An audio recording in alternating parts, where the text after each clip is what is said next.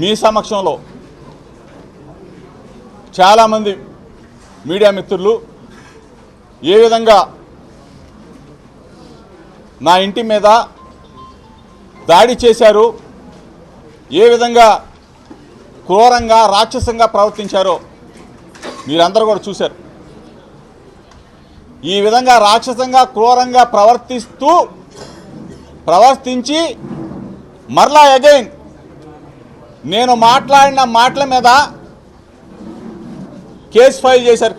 కేసులు నేను నిన్న మాట్లాడితే ప్రజాస్వామ్యంలో నేను అనకూడని అంటే 83 రోజుల పాటు నన్ను జైల్లో పెట్టి నిర్బంధించి ఆ తరువాత నా ఇంటి మీద దాడి చేసి నన్ను నా కుటుంబాన్ని మట్టు పెట్టాలనో లేకపోతే భయపెట్టాలని చెప్పేసి చూసి మరలా అగైన్ తిరుపతిలో 1 కేసు 2 కేసులు, మళ్ళీ ఇబ్రహీంపట్నంలో 1 కేసు 2 కేసులు.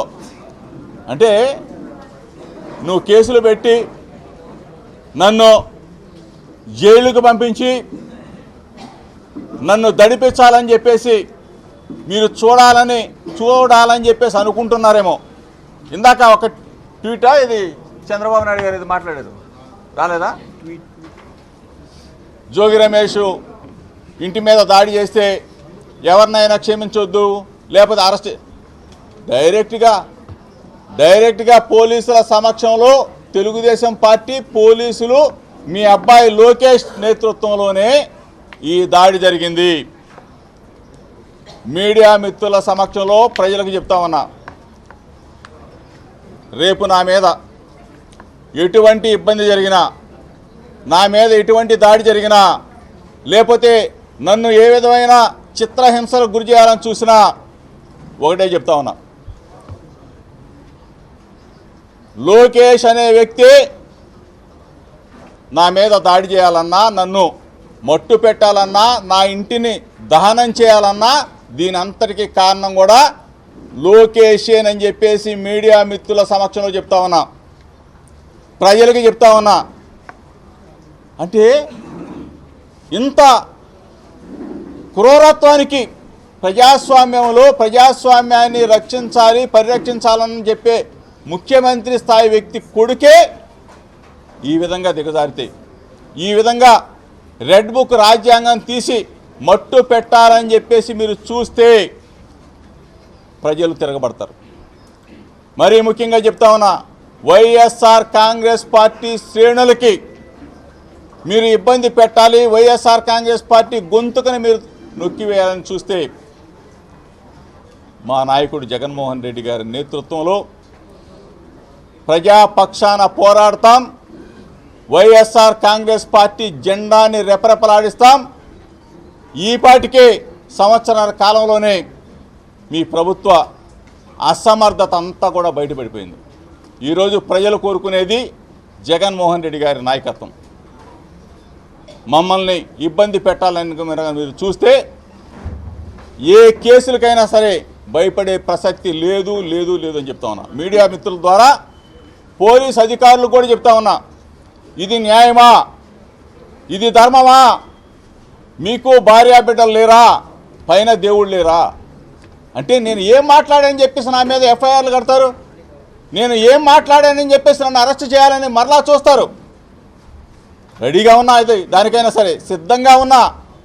అంతేగాని అర్ధరైతులు వచ్చి తలుపులు కొట్టడాలో లేకపోతే ఎక్కడో బయటికి వెళ్ళిన తర్వాత పట్టుకోవటాలు ఇవన్నీ చేయాల్సిన అవసరం. అంతకుముందు కూడా చెప్పి అరెస్ట్ అయ్యే ముందు జోగి రమేష్ అనే వ్యక్తి ఎక్కడికి పారిపోడు, ఇక్కడే ఉంటాడు. నాకు వైఎస్ఆర్ సైన్యం ఉంది, మా జగనన్న తోడు ఉంది, ప్రజల దీవెనలు ఉన్నాయి, బడుగు బలహీన వర్గాల రక్షణ ఉంది. చిన్నప్పటి నుంచి యువజన కాంగ్రెస్ నుంచి స్టూడెంట్ ఆర్గనైజేషన్ నుంచి 1988 నుంచి రాజకీయాల్లో ఉన్నాం. మీరు భయపెట్టాలనో మమ్మల్ని ఏదో ఇల్లు గాలి చేస్తే పారిపోతారనో ఇట్లా రాక్షసానందం పొందొద్దు అని చెప్పేసి మీ అందరికి చెప్తూ అందరినీ కూడా గుర్తిస్తాం. ఎవరిని కూడా ఈరోజు జోగి రమేష్లు దగ్ధం చేసేసాంలే అని చెప్పేసి సంబరపడిపోతామని లోకేష్ దగ్గర మార్కులు కొట్టేద్దాం అనుకుంటున్నారేమో. ఎవరిని కూడా వదిలిపెట్టే ప్రసక్తి ఉండదు అని చెప్పేసి మీడియా మిత్రుల ద్వారా చెప్తా ఉన్నాం. ప్రజాస్వామ్యంలో మీకు ప్రజలే శిక్ష వేస్తారని చెప్తా ఉన్నాం. ఈరోజు చాలామంది అసలు మాట్లాడింది ఏంటి, నువ్వు చేసే సంస్కృతి ఏంటని అడుగుతా ఉన్నా. ఎక్కడైనా సరే పొరపాటుగా మాట్లాడితే లేకపోతే ఇంకోటి మాట్లాడితే నువ్వు నా మీద ఎఫ్ఐఆర్ కట్టొచ్చు, లేకపోతే నా ఇంటిని ఇచ్చేయచ్చు, లేకపోతే నా భౌతికంగా ఇచ్చేయచ్చు. కానీ ఏమీ చేయని దానికి ఇటువంటి నీచానికి దిగజారితే చూస్తూ ఊరుకునే ప్రసక్తి లేదు అని చెప్పేసి చంద్రబాబు నాయుడు గారికి, చంద్రబాబు నాయుడు కొడుకు లోకేష్కి మాత్రం తెలియజేస్తా ఉన్నాం మీ ద్వారా. ఇప్పుడు చంద్రబాబు నాయుడు గారు వైసీపీ అసలు ఎక్కడా రెచ్చగొట్టే మాటలు ఏమి లేవే. కల్తీ నెయ్యి గురించి మాట్లాడాము. కల్తీ నెయ్యి గురించి, వాళ్ళు చేసిన దుర్మార్గాల గురించి సిబిఐ ఇచ్చిన రిపోర్టు వాళ్ళ మెడలు ఉంచే విధంగా ఉంది. వాళ్ళు తప్పుడోళ్ళు అని చెప్పింది. కాబట్టి కల్తీ ఎక్కడా నెయ్యిలో జరగలేదు, కల్తీ మొత్తం కూడా తెలుగుదేశం పార్టీ కల్తీ అని చెప్పి సిబిఐ రిపోర్ట్ ఇచ్చింది. కాబట్టి చెప్పాం ఆ మాట, తప్పే ఉంది.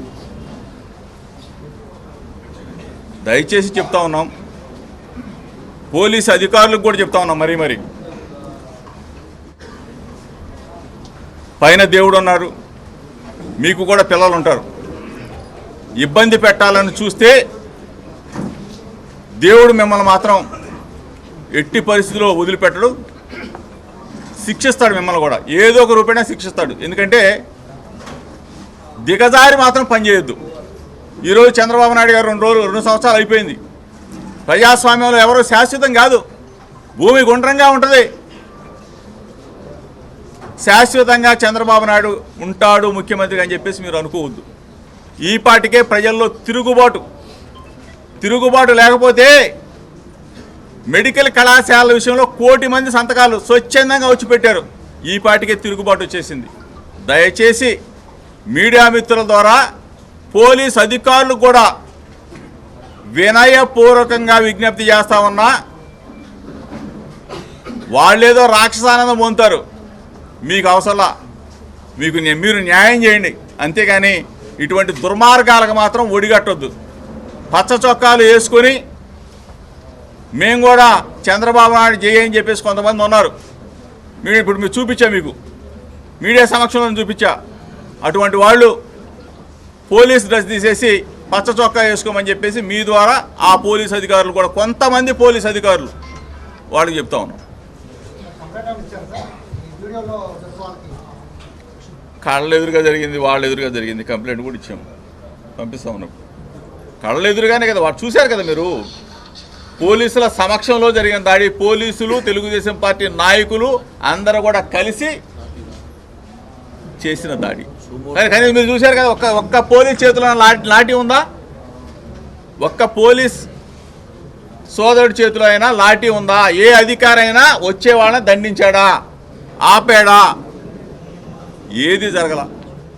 ఇది దుర్మార్గపు చర్య. ప్రజాస్వామ్యం ఎక్కడా లేదు. ఇది కృష్ణా జిల్లాలో మొట్టమొదటిగా తీసుకొచ్చిన సాంప్రదాయం. పెట్రోల్ బాంబులతో దాడి చేయడం అనేది మొట్టమొదటి సాంప్రదాయం. అదే కానీ ఫైర్ అయ్యి మా ఇంట్లోకి వెళ్ళి ఉంటే, మా నాన్నగారు ఉన్నారు 80 సంవత్సరాలు, ఏమైపోయేవాడు?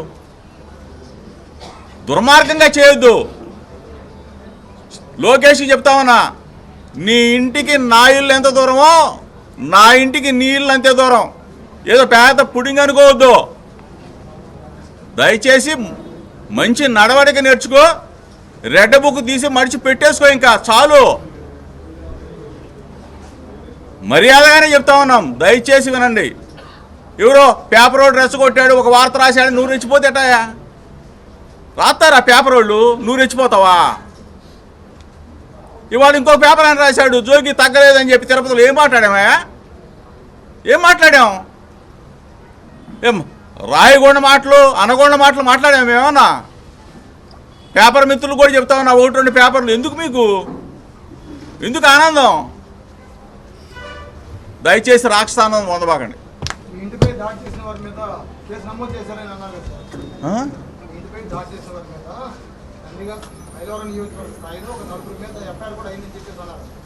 ఎందుకు 4 తీసుకోవడానికి? ఎఫ్ఐఆర్ 4 తీసుకోవడానికి ఏముందాడా? ఇప్పుడు మా వాళ్ళు ఇక్కడ ఇక్కడ ఉన్నవాడి మీద, లోపల ఉన్నవాడి మీద కేసులు పెట్టారు. మా ఇంటి మీద దాడి చేసింది పోయి మా ఇంటి దగ్గర ఇక్కడ మా లీడర్ల మీద కేసులు పెట్టారు. చంద్రబాబు నాయుడు గారు నిజంగా ఆ మాట మాట్లాడుంటే ఆయన గుండెల మీద చేసుకోమనండి. చంద్రబాబు నాయుడు గారి కన్నా నిజంగా అటువంటి ఆలోచన ఉంటే నన్ను అరెస్ట్ చేయించడం, 83 రోజులు జైల్లో పెట్టడం. ఎందుకంటే ఫేక్ కేసులు కదా, ఏ ఆధారం లేకుండా, ఎటువంటి ఇది లేకుండా నన్ను, నా తమ్ముడిని జైల్లో పెట్టారు 83 రోజులు. రాక్షస ఆనందం కదా ఇది.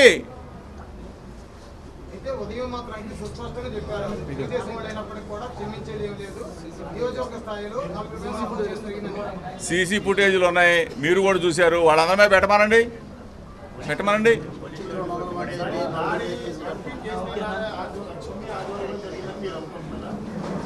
100కి 100 చిన్ని ఆధ్వర్యం కాదు, చిన్ని ఆదేశాల మేరకు లోకేష్ కనుసన్నల్లో భౌతికంగా దాడి చేసి మట్టు పెట్టాలనుకుంటే ఏంటిది? అంటే పెట్రోల్ బాంబులు ఏదైనా జరిగింది ఇంకా అదేమి నేను కూడా ఉన్నాను అనుకో, నా భార్య బిడ్డలు, మా నాన్న, మేమేమైపోతాం? మీడియా మిత్రులు ఆలోచించాలా. ప్రజాస్వామ్యం ఇది కరెక్టా?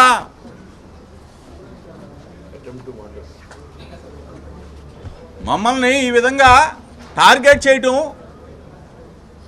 ఇది అనామక చర్య, అనామకులు చేసే చర్య. బుర్రండోళ్ళు ఎవరో చేయరిది. ప్రజాస్వామ్యంలో బలహీన వర్గాల మీద దాడులు ఇవన్నీ.